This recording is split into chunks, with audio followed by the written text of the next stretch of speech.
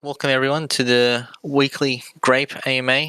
As I said before, Nikki is was supposed to be here, but he's a little bit sick today, so he's just resting basically. So it's Fizzle and myself for the AMA today. We'll just do the same old thing, answer the questions, and talk some stuff, talk some alpha, and all that sort of thing. So I guess initially just a little recap of the week. We had a good week as usual for Grape. Things running as expected.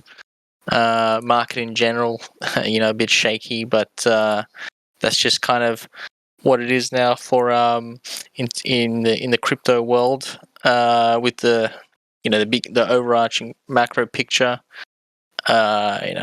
Crazy inflation. It's not going to slow down anytime soon.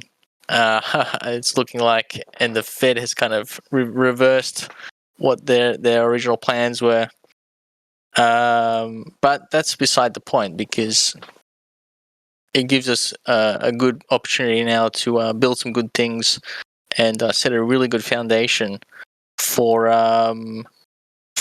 our brand and for the Vinium brand as well, and our ecosystem, and we can set up really nicely for obviously these next few months and into the next bull run, which there always will be another bull run.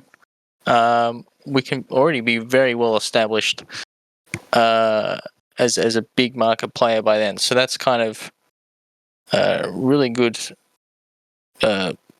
sort of thing about a slowdown in the market, is that you can kind of really focus on building things and come out well on top by the time the next bull run starts.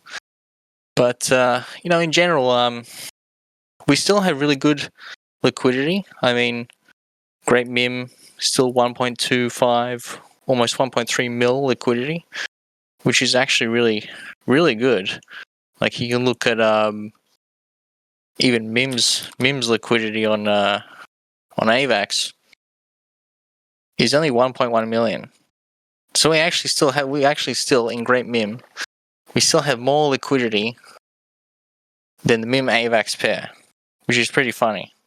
Because I guess the goal of tombs in general, like the standard goal of tomb forks, is to increase liquidity of their peg pair, obviously, because that's, you increase the liquidity of the peg pair without having to essentially create more of that token, which in MIM's case is, requires collateral to create. So we in just the Grape MIM pair, we have more liquidity than AVAX MIM. So it's pretty funny.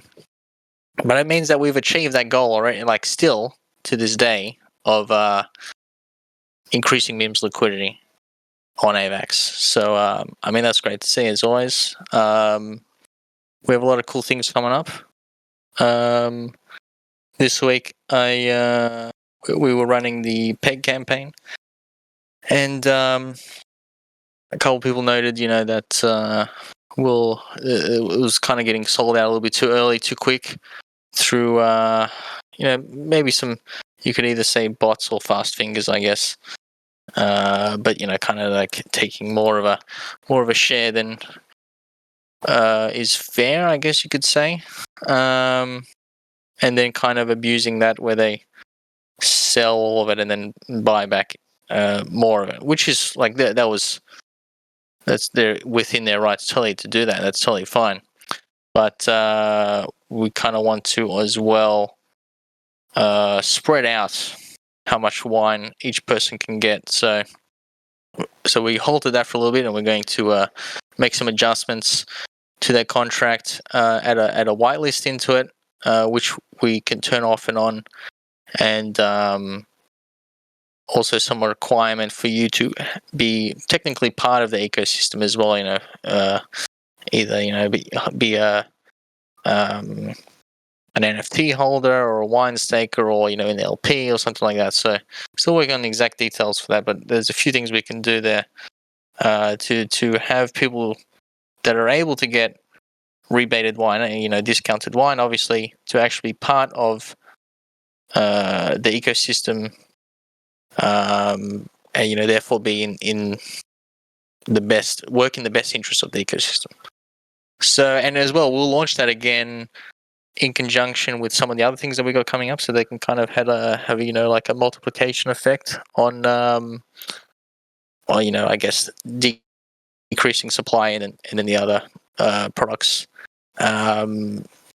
technically locking up supply at the same time. So, then we also we've got the new roulette game in the Grape Casino that was just launched yesterday. I haven't actually played it, but it looks pretty cool. And later today, actually, we'll have a new game, which is technically a different app from a really cool team,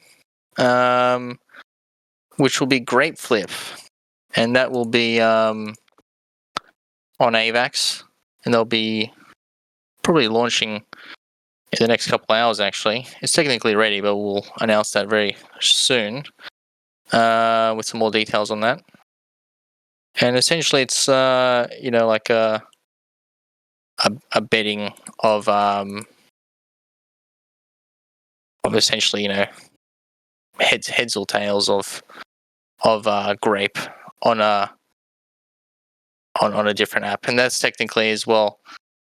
We'll have very large wages on that, so that you can win big if you do well. Obviously, you want to bet responsibly with that's grape that you have the coin earned. flip with the Phantom House team. Yeah, that's it. Yeah. Okay. Yeah, so they'll be launching. So it's like an extra thing. They're a good team, so another use case for grape there. And I also ran the numbers finally on how much technically how much grape we've burnt and locked up through the game, and the peg campaign and the mint as well. And we made an announcement earlier the week, but it's over 622,000 grape in total, which is a lot of grape. That's over 10% of the grape supply, totally, and technically more percent if you're just accounting for the circulating supply, because the DAO technically has like 1 million grapes. So, and they're not circulating, obviously. So 622,000 grapes is a lot of grape. And that's just from the game, and the couple things that we've launched in association with that, and the mint. So it's a very important feature to it's sort of balance out the inflation with that deflation. So I guess we get started on some questions. The one other thing is the adjustment to the tools price in Winemaker. That also came out this week. Yeah. And I think we reduced the supply of all the tools that are available, because they were a little bit too much as well. And then decreased the grape price and increased the vintage price to kind of balance out, because vintage is a lot cheaper than grape, obviously. So we need to kind of, it was like 40 grape and then $1 of vintage for the tools. It doesn't really make sense, to be honest. So I adjusted that a little bit, and I think as well we have already minted out of the hydrometers. I'm not sure. Yeah, I think I saw that they were all out. They're all out. That's great. Yeah, people are going crazy for the hydrometers. I mean, they're a good VPM booster, essentially, so it makes sense. Yeah, there should start being a market for those now. Yeah, it's good. You can get them on the secondary market. They are verified on NFT Trade, you can trade there, pick them up. If you can snipe them cheap, I guess, if someone puts it up for cheap. And I guess as well, it's kind of, we'll be looking to implement the next tool at some point soon. No exact date, but I mean, we have it ready and we can kind of just do it whenever it feels right, I guess. So, and we want to kind of also upgrade. There's some good ideas about, having tools be upgradable, and kind of like you can burn lower tier tools to upgrade to a higher tier. Something like that would be cool. It does require a new contract to do, so we would kind of need to work on that. But something that would be definitely cool to do. So, and obviously the tools have been really good, booster for the Grape ecosystem in general, especially with the, because it burns all the vintage and the grape that is required for it. So that's really good. Anyway, so yeah, I guess we can get into some questions, unless you have something else you want to mention. Just the floor price for the hydrometers is now 3 AVAX. Oh damn! Nice. That's pretty good. Yeah, well, okay. I'll get into the questions I could see from the AMA weekly questions. I think first one was from Sniper 23.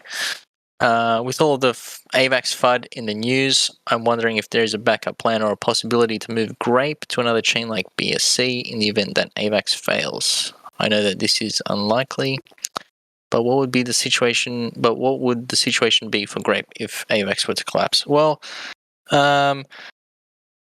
we don't have technically like plans to move to another chain, but it's not difficult to move to another chain. To say that, you know what I mean? It's there are a lot of chains that are EVM chains, like AVAX is EVM chain. Technically, BSC is obviously. It's very easy to basically just port everything over code wise to that other chain. Really, the hard part about the protocol really is kind of the community. Like building the community takes time. So we technically already have that, and we at least have like a brand and a community that we can kind of move wherever is needed. Kind of as long as there's a reason for it.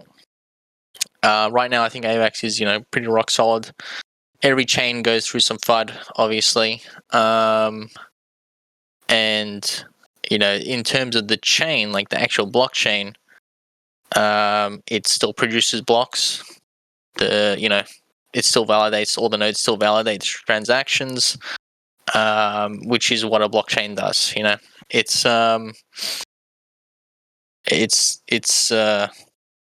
kind of irrelevant having, like maybe some people in the foundation having some issues or whatever, the foundation being maybe targeted with some FUD. But if, the validators, the people that run them, still run them because they're incentivized to run them, and the blocks still get processed, it's still blockchain that runs. But in saying that, as well, we have some plans to move sort of cross-chain, so we will not be tied to one chain specifically forever anyway. So if there already is a Grape on BSC, right? Yeah. And do we have a Phantom contract too? I don't remember. Yeah, we do actually. Yeah. I mean, I guess Phantom's kind of dead, to be honest. It's unfortunate. But yeah, Grape is on Phantom. It's on BSC as well. Yeah, I think there's no liquidity. Yeah, no liquidity, but we'll be. But because it is already there, it's kind of easy for us to do it at any time, really, just to find a good way to incentivize it, in other words. So the credible Hawk has a question saying, any plans to help bondholders, perhaps allow bonds for rebates, or any small form of yield till peg. Now, I always say that bonds are kind of like the advanced mechanism. You want to because they're liquid. You want to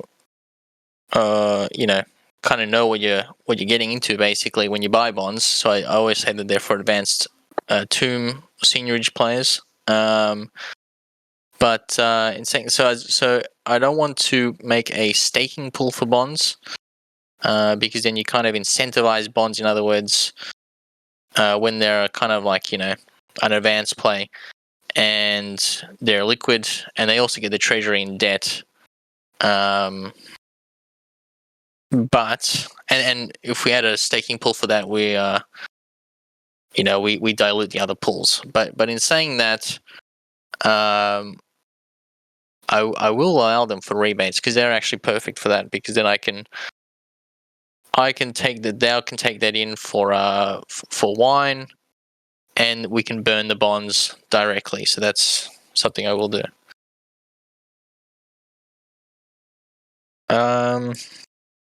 So today or tomorrow has a bit of a long question about the Node v2. So he says, I'm looking for some clear and definite statement from devs about the Node v2 migration. How many Node 2s will be generated for, say, 50 Node 1s? Or they'll be 1-to-1? Will each node still be 50 Grape? Yes, it will. Will the penalties for claiming be retroactive or start with Node 2 behavior?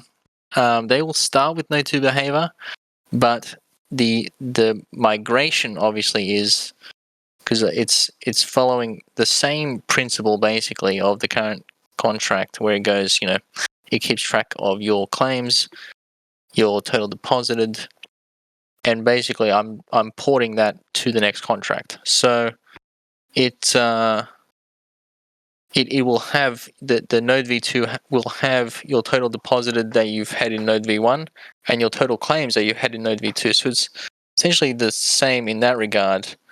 But there's now an allocation point system that either decreases or increases based on you compounding or claiming. So, in other words, if you've only claimed, then you will technically have a lower allocation, which essentially is just your total deposited minus your total claimed. But and so in other words, that allows people to have different APRs based on technically how they're using the nodes, which is kind of one of the main things we've kind of discussed for this new system here. What will the penalties be? Well, I try not to have any sort of major penalties, obviously, because I mentioned before that we not just a node system, we have a larger ecosystem where you can claim and then put it into the game, and that's still beneficial for the ecosystem. You can claim and then put it into the single stake, that's still beneficial for the ecosystem. So it's the only thing that's not beneficial for the ecosystem is selling below the peg. Obviously, above the peg is totally sweet. So we don't want to have like crazy like any sort of penalties. There will be a small claim penalty below the peg only, and that's not. And compounding does not have that. And compounding will also have a little bonus to your allocation points, and claiming essentially just removes allocation points from the contract. So it kind of works. It takes things from the wine press, like your shares basically, and builds it into the current node contract, fixes some of the issues from the current node contract, and adds that it's essentially like share allocation system for each person that will increase or decrease based on essentially what you do. kind of make it a little bit more, I guess, fair on your behavior, and but still not in any way like, if you only claim, like, you don't lose all your money, basically. You still, you can still do it, obviously. It's just that you're not going to get as higher an APR as someone that only compounds, which makes sense. Where am I? Will we be penalized for claims made from node ones? I think this comes back to what you said before when retroactive. Yeah. So I guess it's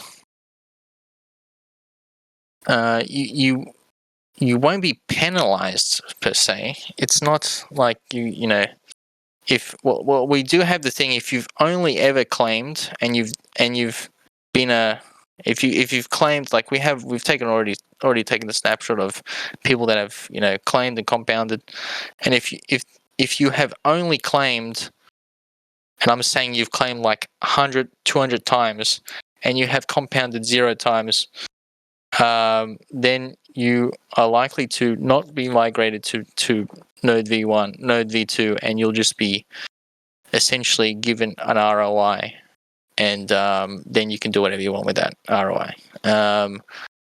But that's, I'm not being too hard on that. That's kind of just like a very, very rare amount of people that have like claimed very excessively and never compounded once. Like if I understand that there's people that have like a small amount of nodes and it takes them a while to be able to compound, so they don't compound. They basically just claim and then they put in single stake and then they buy another node later on. That's totally different. You'll be migrated if you do that. It's totally fine. So it's just to kind of like weed out some people, very rare amount of people, and they'll be given ROI anyway. So, and then you can do whatever you want with that. Do claims compounds in node 1s reduce the number of node 2s we will get on the rationalization that the claims cancel out the compounds?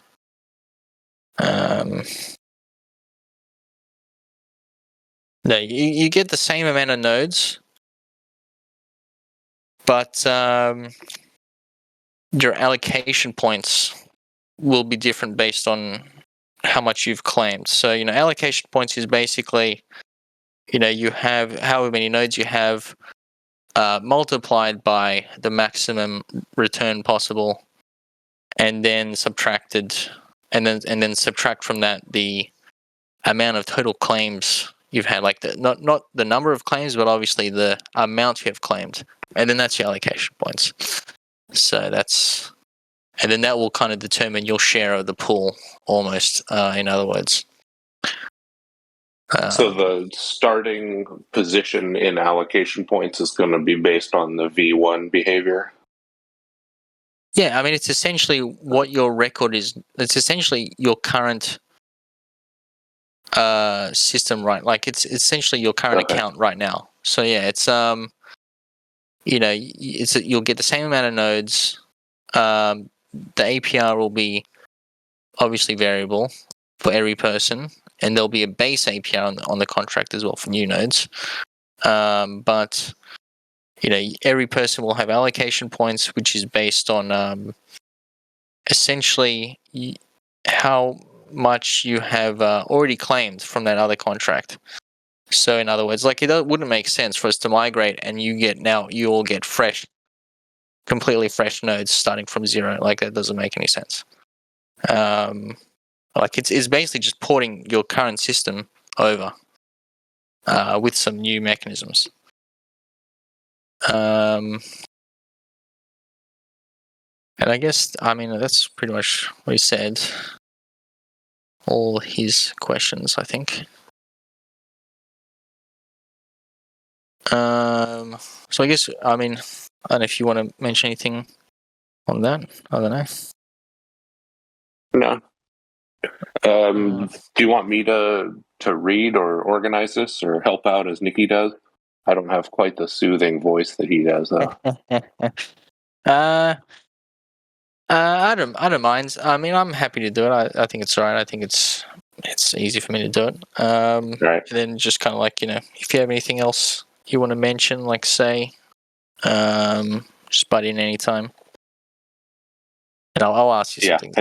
I'll bounce things off you. Okay. And just to alleviate everyone's concerns on the nodes, it's literally 2 or 3 people that are not migrating, and they're the ones that claimed thousands of times. Yeah. Even though nodes have only been out a few hundred days. Think about that. Like, it was actually funny. I saw that. I was like, 10, what? How do you do 10 that? 10 times a day, 15 times a day. And when we go look at those wallets, we can see that it's claiming 15 times a day to sell. Yeah, which you're in your right to do. It's totally fine.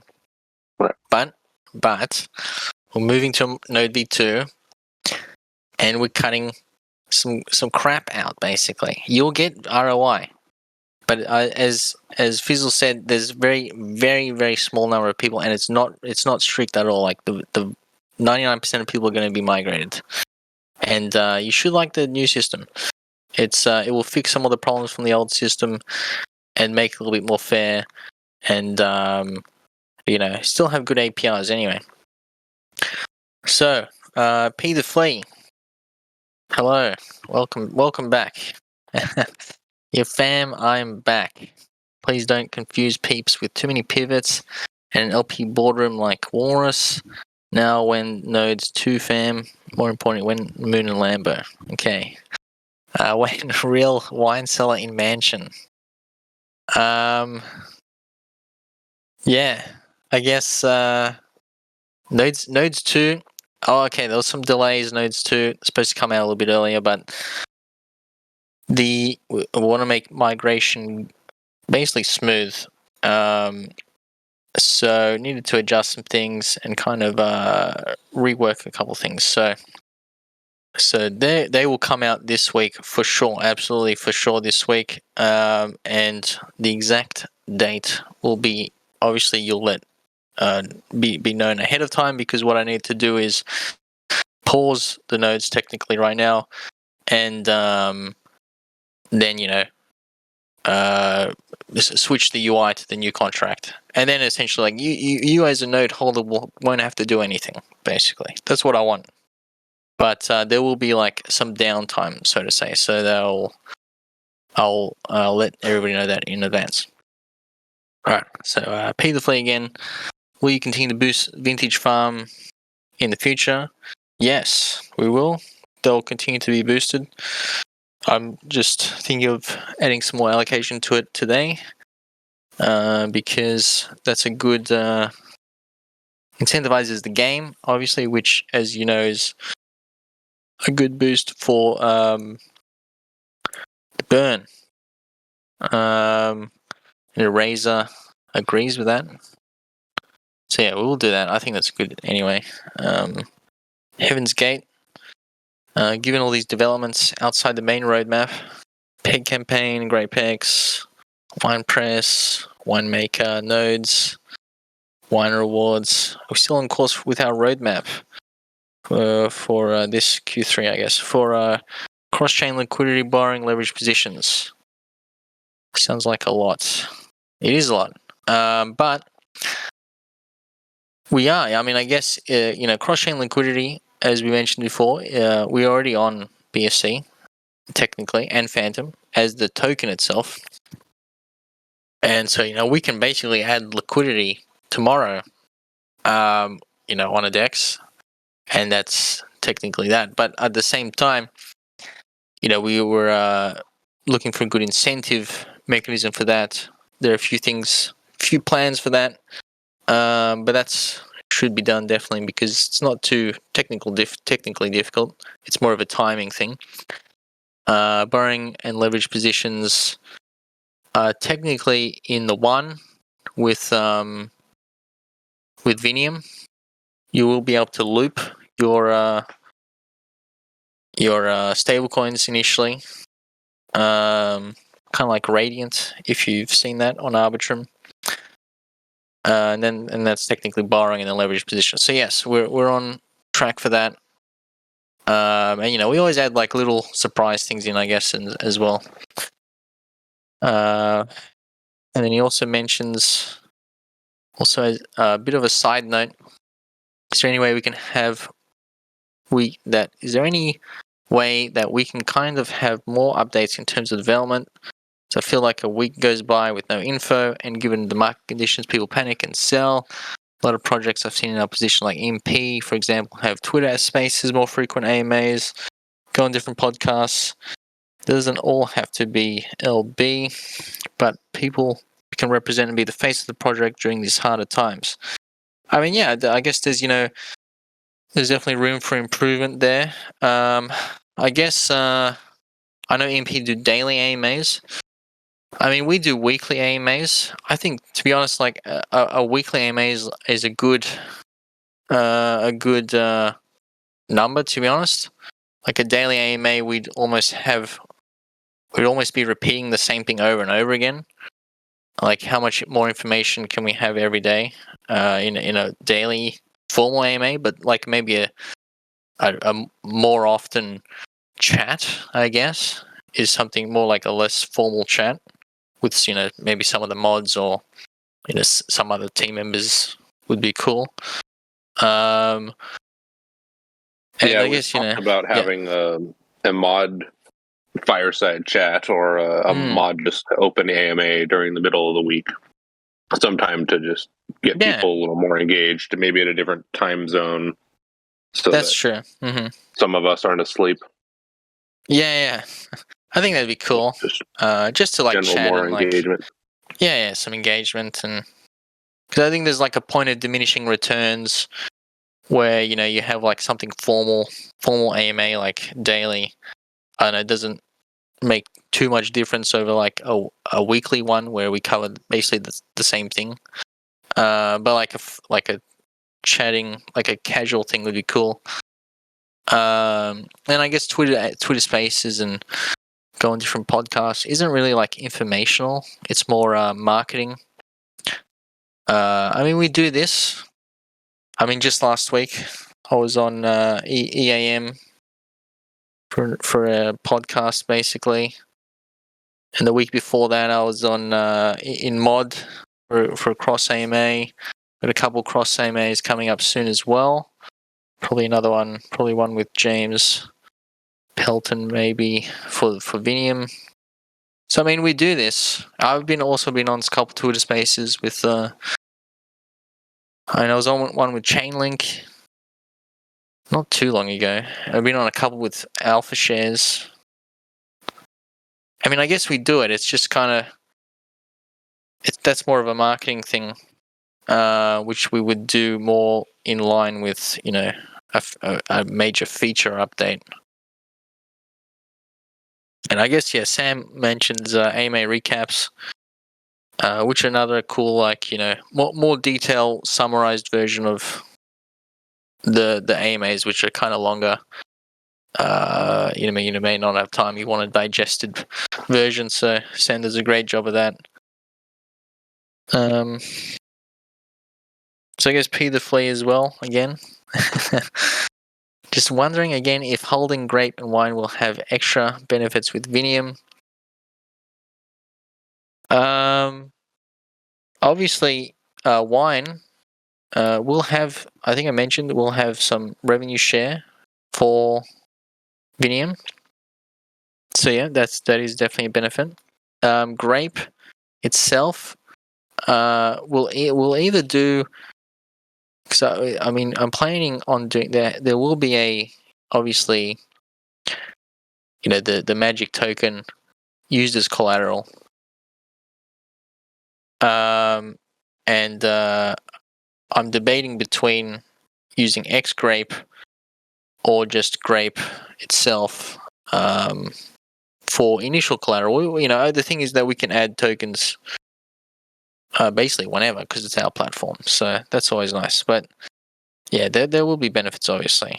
But like benefits mainly for Grape would be, you know, users collateral, and for wine would be more like a revenue share, which makes sense because it's the shares of the system.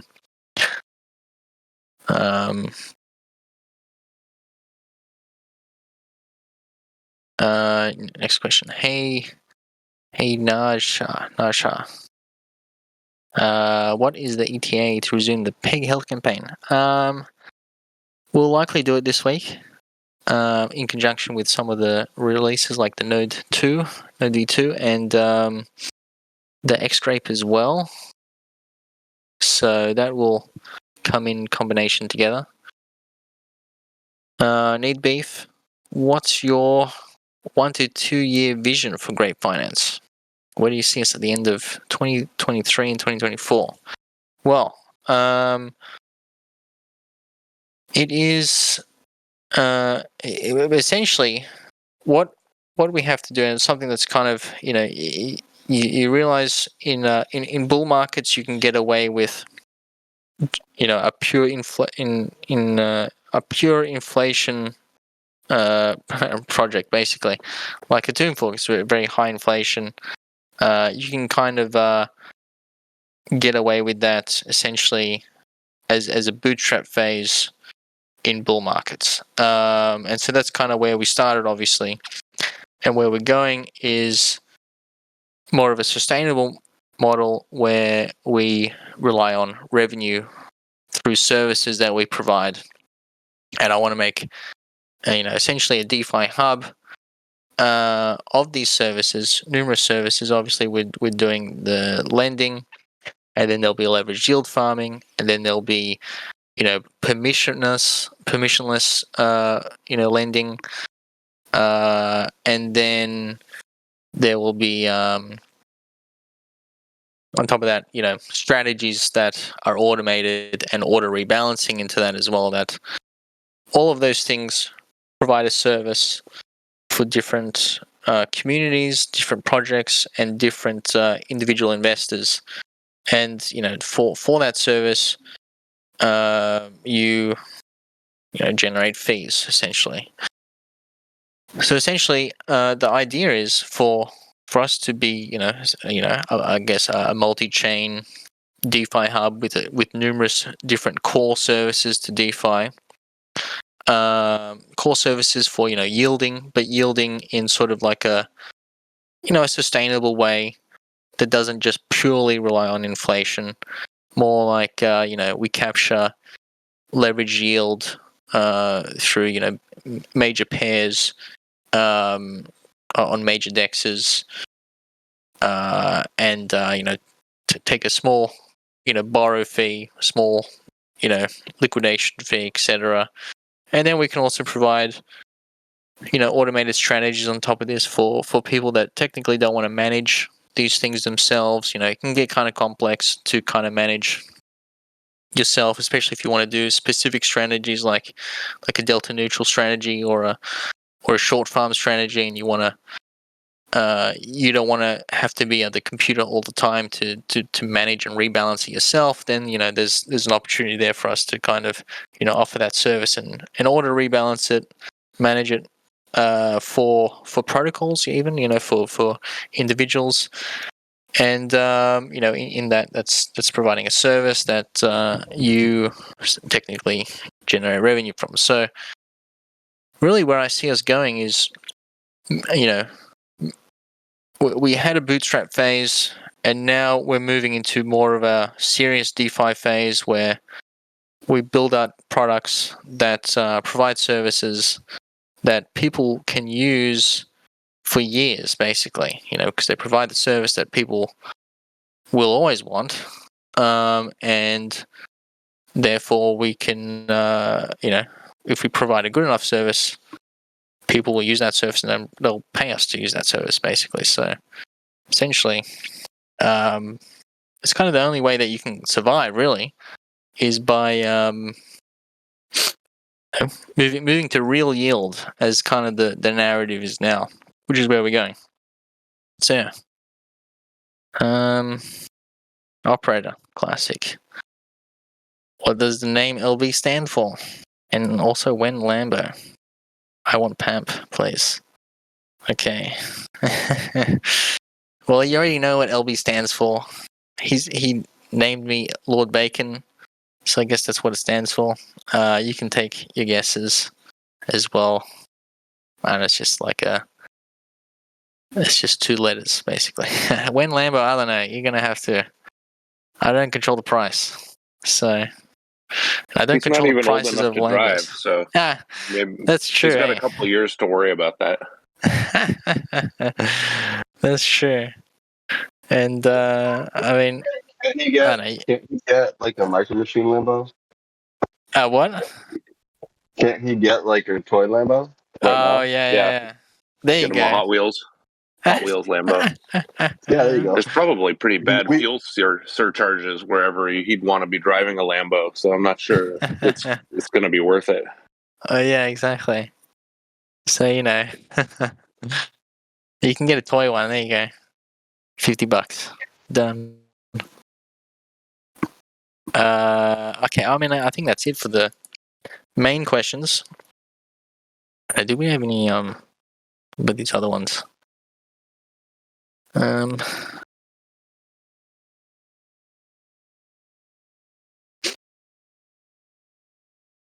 Dirk kind of has a good idea. There's a lot of questions put forth in the suggestion. Oh yeah. If you want, I can poke through those and see if there's something that makes sense to talk about here. Okay.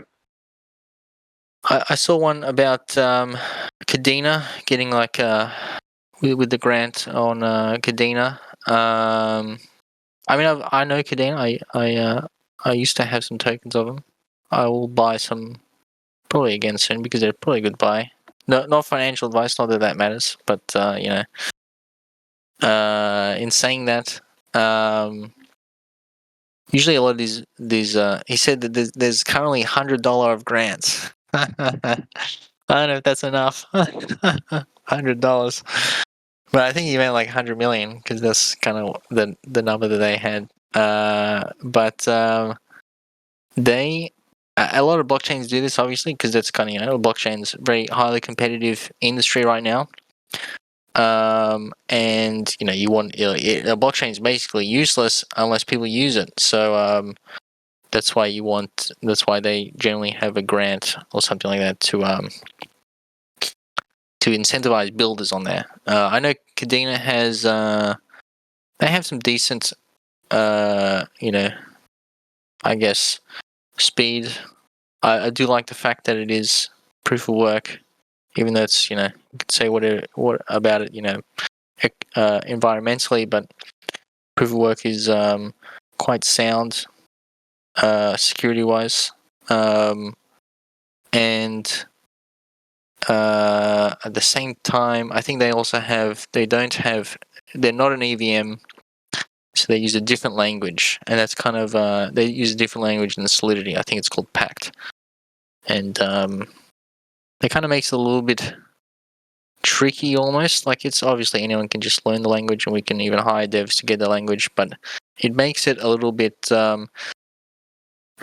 difficult almost for even for end users to come over to it, because most people just use MetaMask or whatever. And that's why all the EVM chains have caught on really quick, because everybody's already used to it, and so it's really easy to just port apps over, and things get built really quick on them. So I don't know about like Cadena, like building Cadena. There's so many different blockchains popping up that I mean, I said I like Cadena, but at the same time I don't know whether that would be the best choice for building on right now. I mean, there's a lot of other chains that pretty much every chain has a grant. So I guess the idea there is to kind of look for something that I think would be good to build on and leverage that grant if possible. Yeah.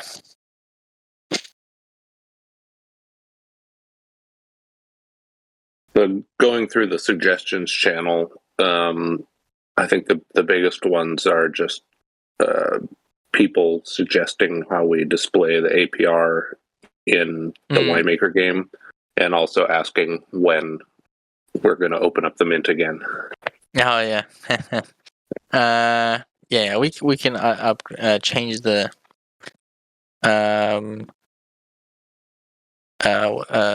what's called the APR on the UI pretty easily. I think there's a few different there's quite a few different things you can get from the contract, so we can adjust that. That's fine. It's probably good. We want something that makes the most sense there. Yeah, I was learning about that yesterday. The difference between the kind of the displayed APR and the real APR. Whereas, a lot of people ask, why did I make a deposit and then my APR went down? It's because that's the displayed APR, which is the one that's considered for the assassination. Your true APR, which isn't really displayed, is actually going up. Yeah, that's true. So there's kind of the problem. There's a few things to track that are tracked. That, in other words, would need to kind of be displayed clearly on the site, so to say. And I guess as well the Vintner Mint. I guess we don't want to launch it. Oh, we don't want to. We can open it. Basically, we can open it anytime. So right now it's not open because we want to at least hold some value in the current ones that exist even on the market. I'm not sure. I haven't actually checked very recently the prices. But the problem is that we can't change the price on the contract for the mint. So it would need to be kind of relative. It's we don't want to open the mint essentially and then devalue all the other ones that are currently on the market like instantly. In other words, because then you'd probably get annoyed at that. Which would make sense.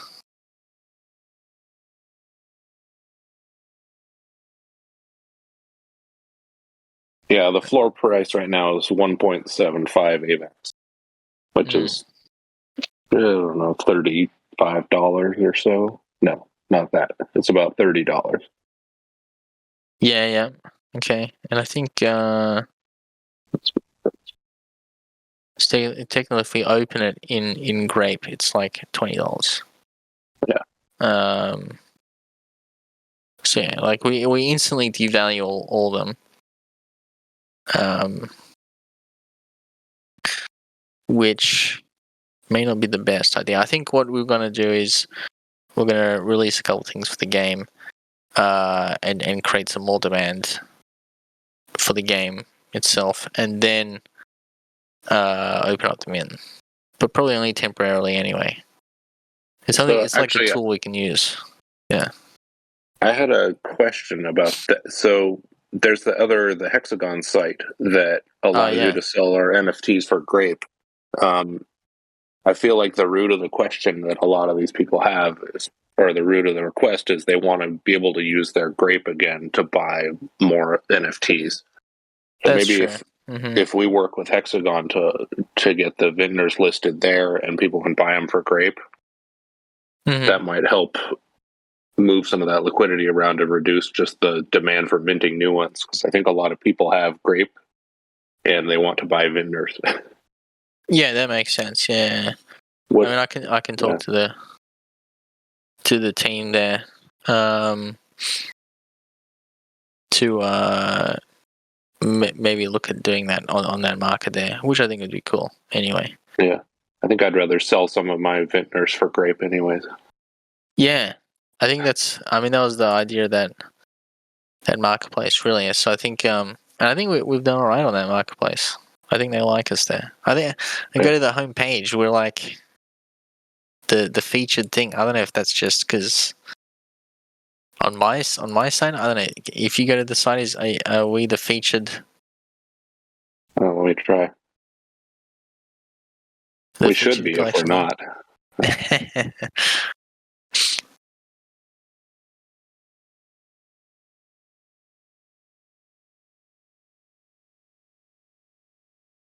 Let me just click on 6 lions to make sure that I'm real. Oh man.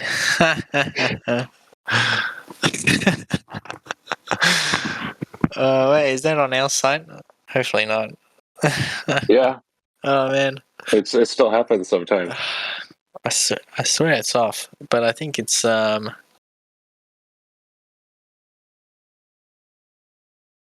NFTs of Grape.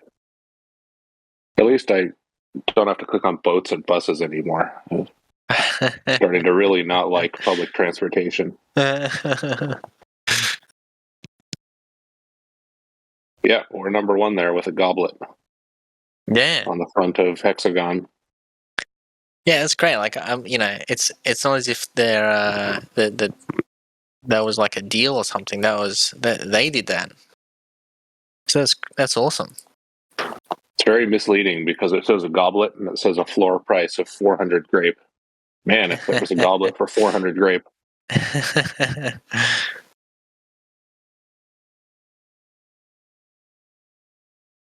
Yeah, nice.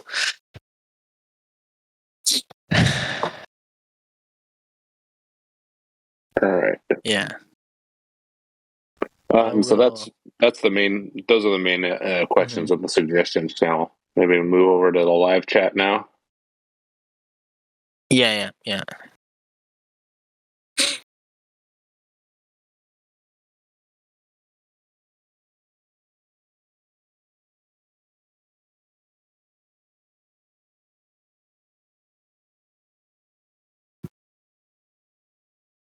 Is X Grape the final token you plan on launching for the foreseeable future, or are there more pieces to fall into place? This is from Need Beef. Yeah, we have obviously we have the token for the Vinium platform, which I think you'll know anyway. But it's for Grape, X Grape's the only thing that we plan right now. Which is technically X Grape is technically just Grape Mim in the auto compounding vault anyway. So it's not like a completely standalone token, really. Like it helps it combines everything together. Where did you see that one? It's in the AMA live chat. Scrolled up towards the top. A couple more questions about the nodes that I think you answered back then. V2, definitely this week. From the man himself, definitely this week.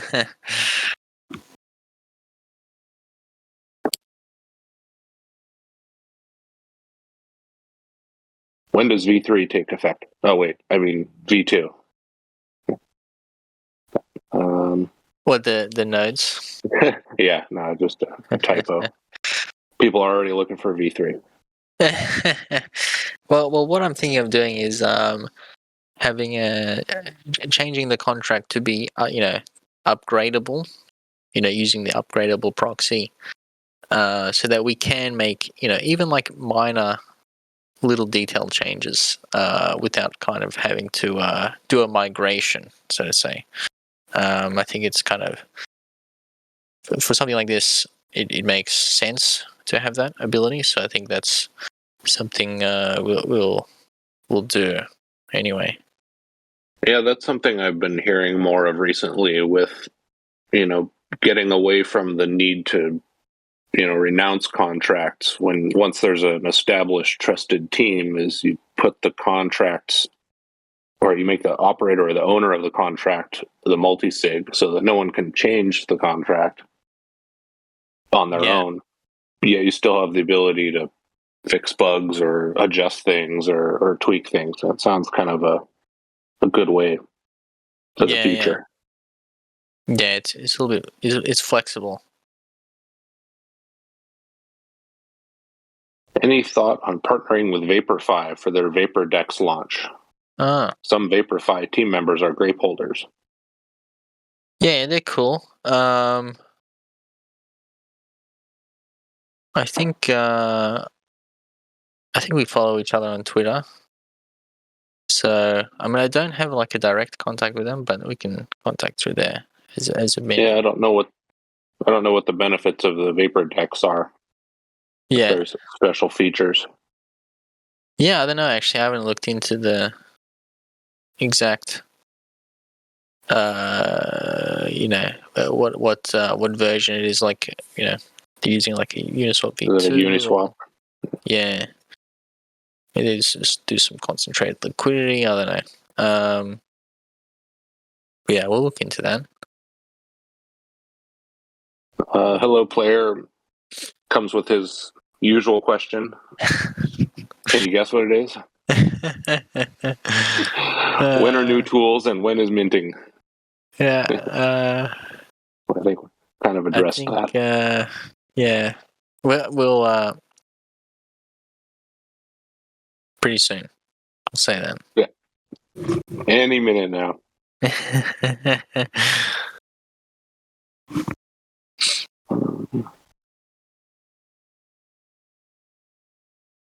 So you said that the minting price is fixed. Is that not adjustable? Yeah, on the contract. When it's reopened. Mm-hmm, yeah. The contract Okay. itself. Let me just double check, but I'm pretty sure.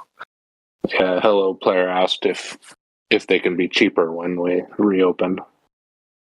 Technically, they are cheaper because grape price is different. I mean, it's less. All you have to. Yeah, you just have to buy low and mint high or something. Mint low. Yeah. And then vint high with a V. Yeah.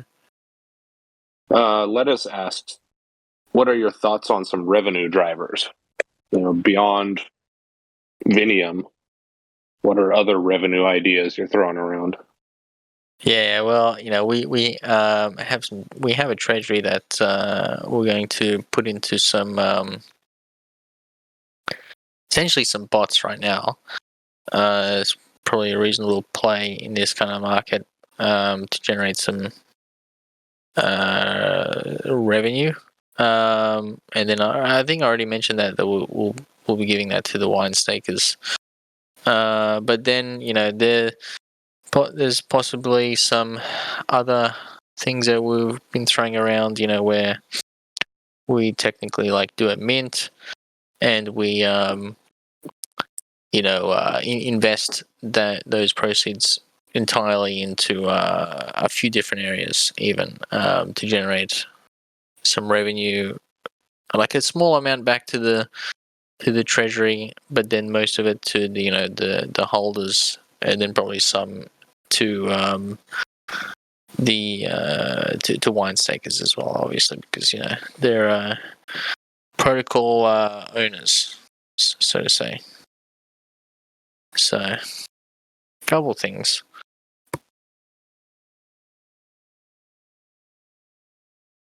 How are you doing on time? We're getting close to an hour here, and there's some interesting questions coming up in the chat still.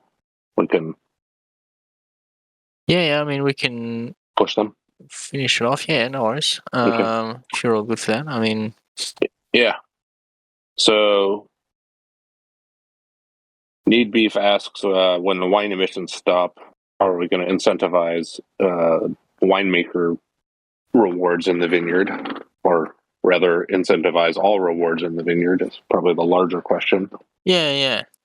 We can. I mean, there's a few ways we can play this. It's kind of going to depend on the market at that time, almost. We'd want to have built some reasonable revenue streams by that time that we can kind of almost incentivize through that, and then also implement some faster bonding mechanisms to kind of generate more of that to hold, so that we can hold more of sort of protocol liquidity instead of it all being community owned, which is always nice, and it's very decentralized, and it's like it's the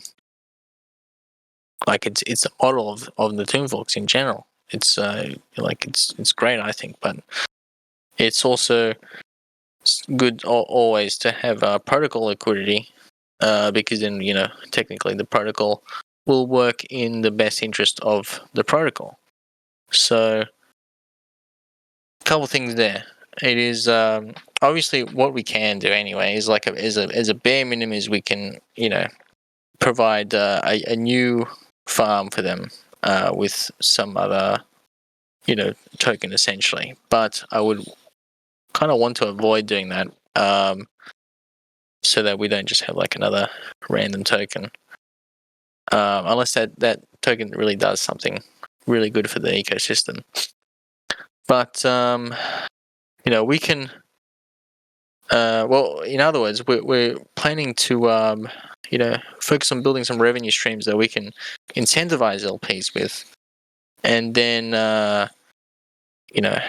implement some bonding as well. Even through for wine, for Vinny token, for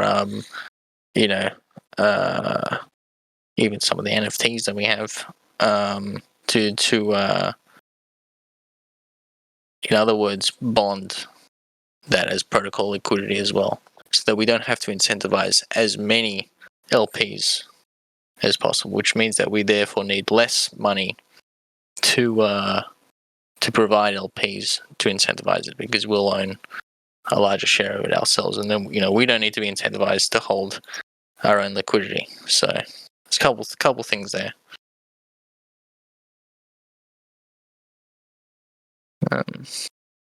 All right. There's a good question about the NFTs. Is there any chance that the winery collection will be involved with Vinium? Not initially. Just because there's not really like a great way to do it. But at the same time, I'm looking into some possible lending with NFTs. There's quite a few ways you can do it, and I think it'd be pretty cool to be able to leverage essentially you holding the NFT as a way to access collateral. In other words, a way to access funds while still holding it. So I mean, there will be some use for it in at least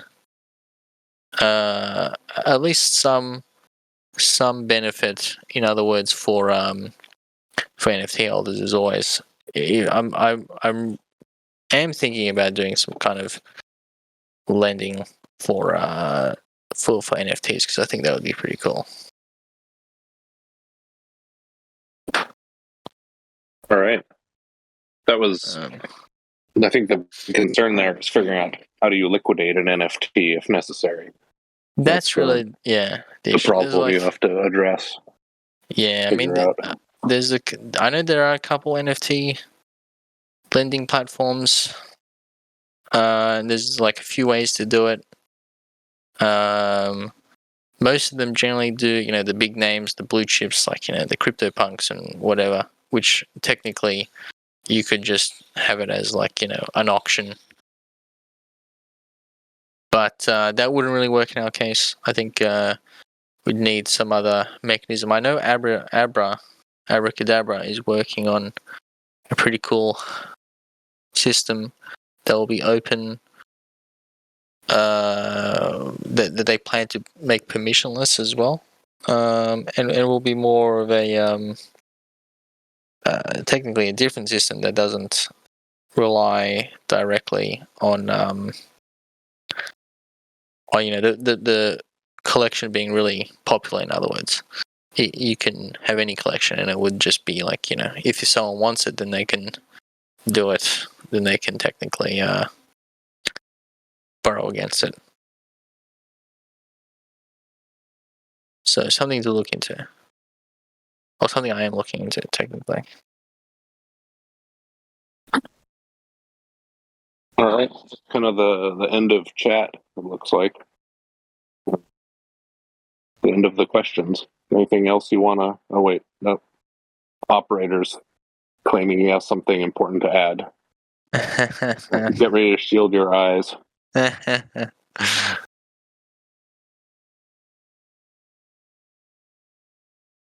Wonder why he didn't prepare it over the last hour.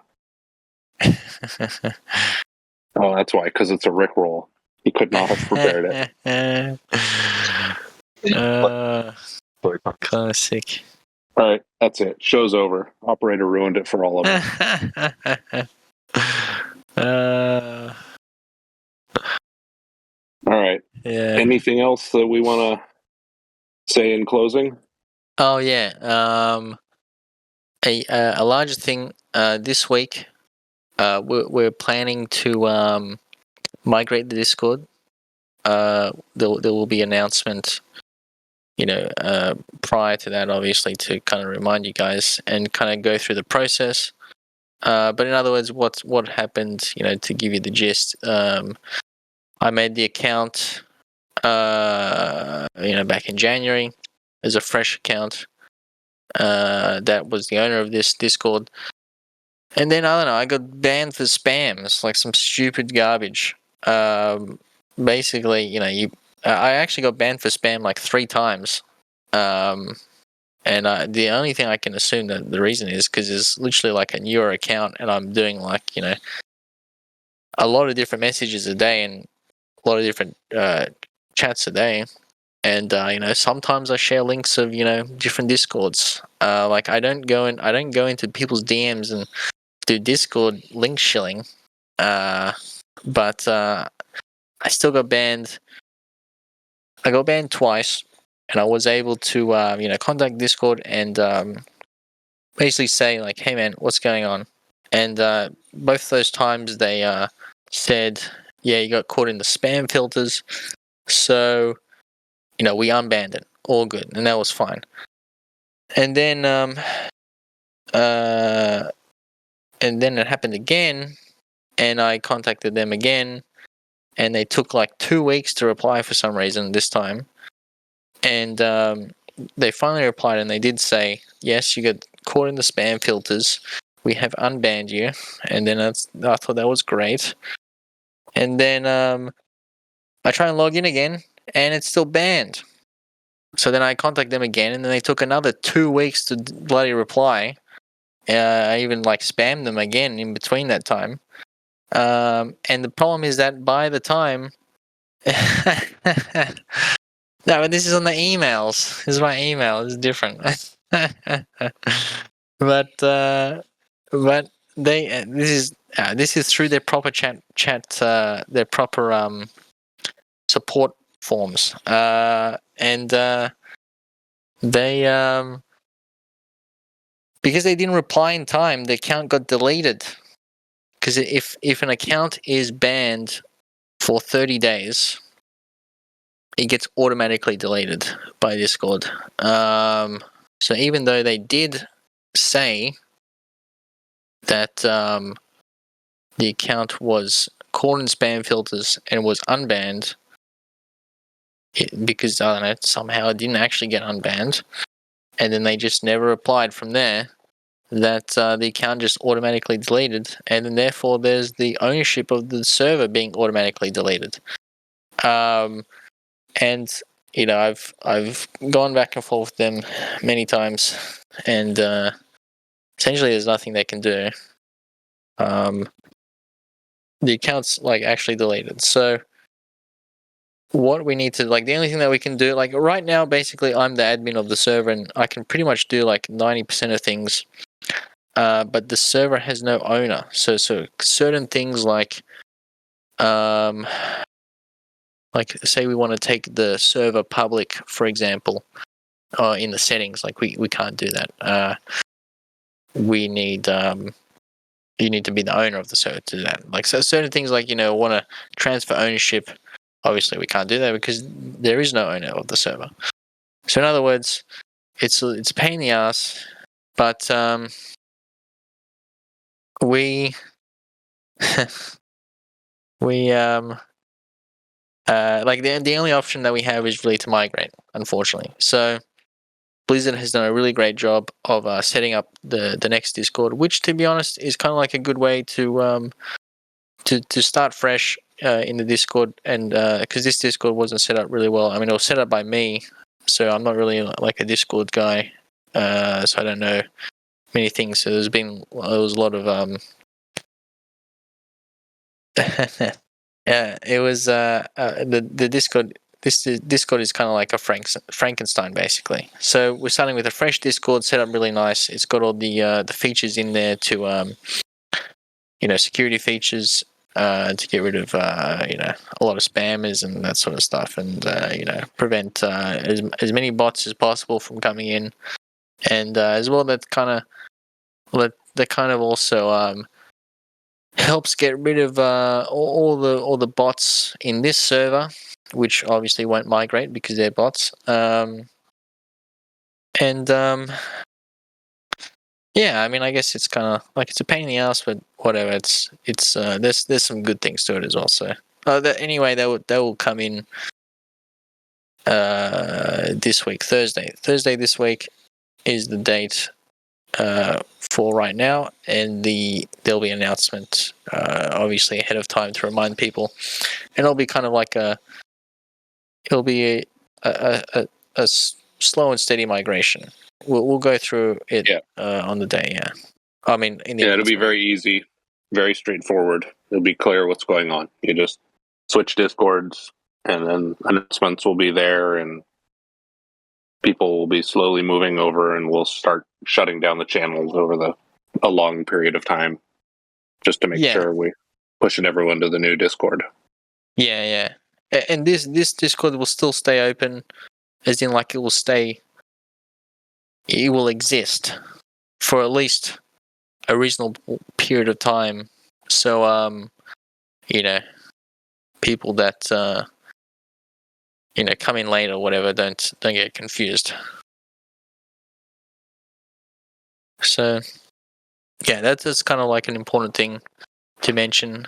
But other than that, I mean, I guess a lot of things to do this week. A couple of things coming out, and we'll make sure to I guess everything will be announced ahead of time, obviously. So yeah, I don't know. Unless you have anything else to add. No, all good here. Let's go Grape. Yeah. Couple things coming up. Couple big things. That's for sure. Exciting week. Yeah. Just like every week. Yeah, I mean, exciting month. This will be a good month. Yeah. So, yeah. Anyway, thanks for listening, guys. We'll be here next week again. And yeah. Thanks for listening. All right. Thanks, LB. Bye, everyone. Thanks, guys.